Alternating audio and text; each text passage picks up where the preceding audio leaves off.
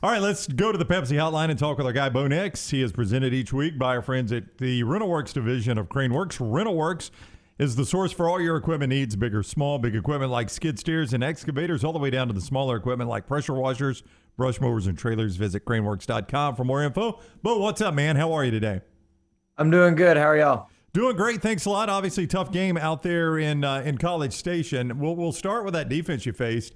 A lot of praise for Mike Elko's defense. You've seen Georgia's defense. You've seen some tough defenses this year.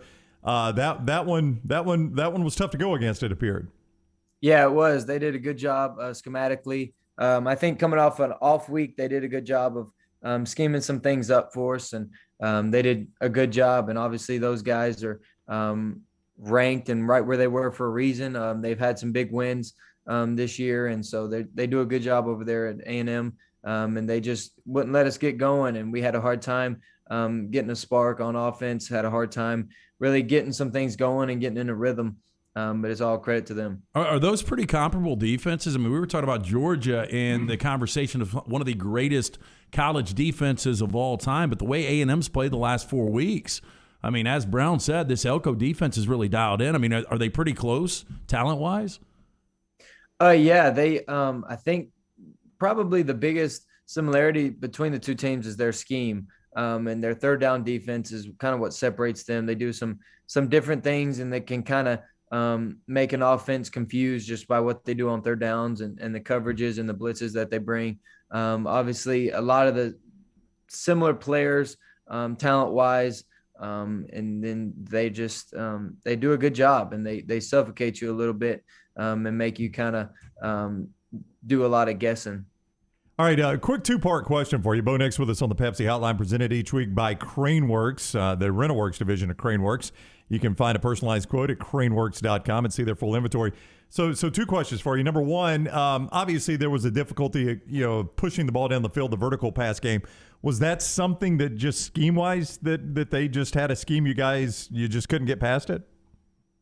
No, not necessarily. I think we just it goes back to the rhythm. We were just trying to find a rhythm and trying to get some first downs, and therefore didn't necessarily get to as many shots as we may have liked to. But that's just how they did on defense. That's just, like I said, it speaks to them on defense and making us kind of quick on offense and try to get out of our comfort zone. CBS never showed a great replay, so I've got to ask you this. On the gadget play, it looked like Kobe Hudson had broken open, and you knew you had a touchdown there when you accidentally dropped the ball there.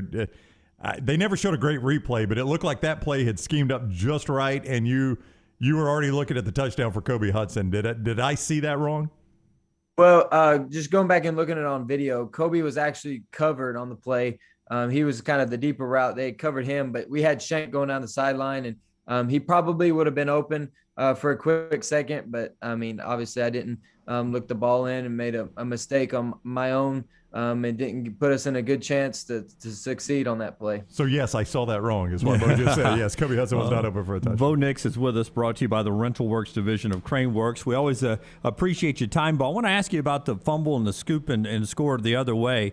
It looked like that was one of those plays where they almost the play it looked like you were going to throw it to, the player you looked like you were going to throw it to seemed to be covered up right when you spun around and you were trying to make a play.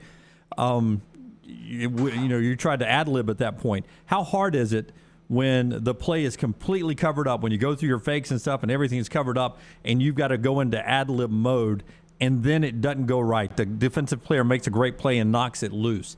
How bad does it suck the air out of you at that point? Because you got to pick yourself up and keep leading the team. Yeah, those are the tough plays, and that's just on me from an experienced quarterback like myself. I shouldn't make those kind of plays. I should just kind of tuck in, take the loss, and live to play another day, or live to fight another day and live to play another down. And that was completely on me. It should have never happened. Should have had a better plan with what happened, kind of escape plan. And they did a good job schematically, actually. They had a perfect call on that play. We had called that play earlier a few times, actually, and it had been successful for us. And that time they had called the perfect play for it and kind of took away everything. I should have just kind of shortened my losses and taken the loss on that play and not turn it into a catastrophe like I did. You know, you guys still have an opportunity, a lot of things in front of you to win 10 games, and you had a lot of momentum, obviously, going into this game, winning 4 of your last 5. What was the message in the locker room from Brian Harsin to you guys after the loss? Well, there was a lot of different messages, but it just goes back to coming in each and every week, preparing for the task at hand, and not focusing on anything else that we don't need to be focused on, and just limit the distractions. And one of the big things is just offensively, we want to start making some different mistakes and not necessarily making the same stuff that our coaches have been correcting us on for a few weeks now. And that's just all the offense. You know, we all can do better, starting with myself and then going on down the line. We have to do a better job being more consistent in all aspects of the game. That's just rushing and throwing, and then maybe sprinkling in some creativity stuff there. But we just got to play better. And we've shown it in the past few weeks. We've played well. We just got to do better moving forward. Can we see your hands? I mean, I see tape on a finger at least as it moves around the camera. Oh, it's the light there. That's light. I thought you had several digits taped up there. I was like, my goodness, what a brutal game it is. Hey, so you're talking about attitude and everything moving forward.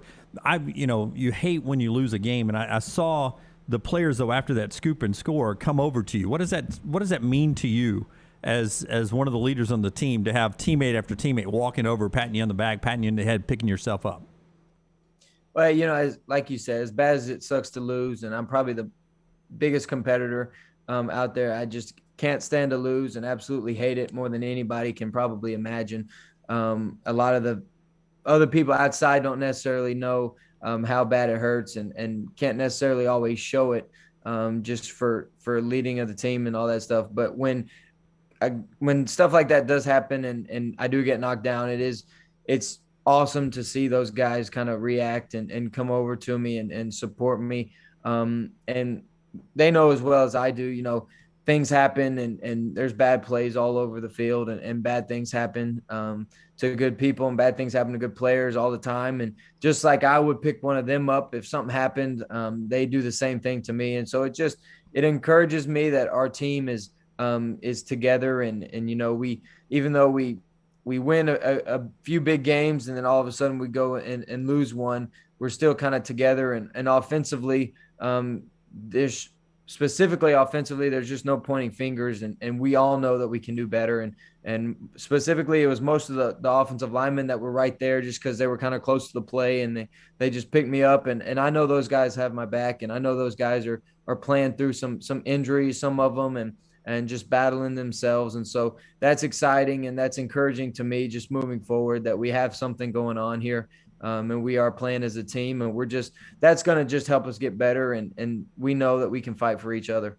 Auburn quarterback Bo Nix with us on the Pepsi Hotline. He joins us each week courtesy of the RentalWorks division of CraneWorks. If you've got the home project coming up, call RentalWorks. From landscaping equipment like mowers and big machines like skid steers, certified operators to handle those jobs as well, CraneWorks.com. I meant to ask you this last week, and I forgot.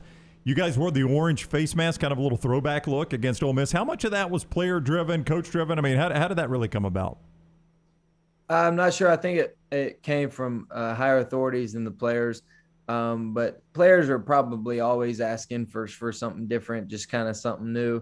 But I think that came from higher up, whether it was equipment or coaching staff or in the athletic department. But it was a cool change up. I think it kind of fit for Halloween. It looked good out there at night under the lights, and just kind of was the theme of the week.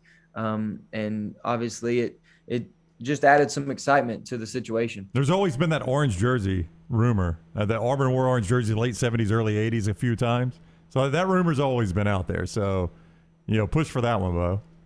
Fulfill the rumors. Yeah, I've heard about a million rumors myself. All sorts of things that could happen, and not really knowing how much of them are actually realistic. So you go from the 16th overall defense to the 20th ranked defense in Mississippi State. So is life in the SEC. When you look at Zach Arnett's defense on film, what do you see? Honestly, just it's a lot of players just everywhere, just kind of in different spots. They just kind of roam around on defense and then get to their final formation when the ball is snapped. And I think that's what makes it tough. They just have an extra guy kind of in a lot of places, they play a different defense, just kind of 3 down. A lot of guys just standing up. So it looks like some drop 8, but then they can bring pressures from really anywhere. They can get to really any coverage. They have it in their playbook. And so that's just what makes it tough. They're just kind of versatile, and you never really know where they're going to be, and they don't necessarily line up the same all the time. And so you just got to get your head up and find them and communicate in this kind of situation. All right, ESPN, 11 a.m. at Jordan-Hare Stadium, Mississippi State and Auburn, straight out of game day. So we get to see Bo warming up. That's what they do during game day, Bo. They'll show you out there warming up. There's Bo Nix warming up for Mississippi State. So you got the straight out of game day game. Hey, best of luck to you, man. Thank you for the time as always. Thank you so much, War Eagle. All right, take care. Bo Nix with us on the Pepsi Hotline. He's presented each week by CraneWorks, the RentalWorks division of CraneWorks, the source for all your equipment needs, big or small. They got big equipment like skid steers and excavators, all the way down to the smaller equipment like pressure washers, brush mowers, or trailers. They got it all. Don't forget they've got equipment operators too. Visit craneworks.com for more info.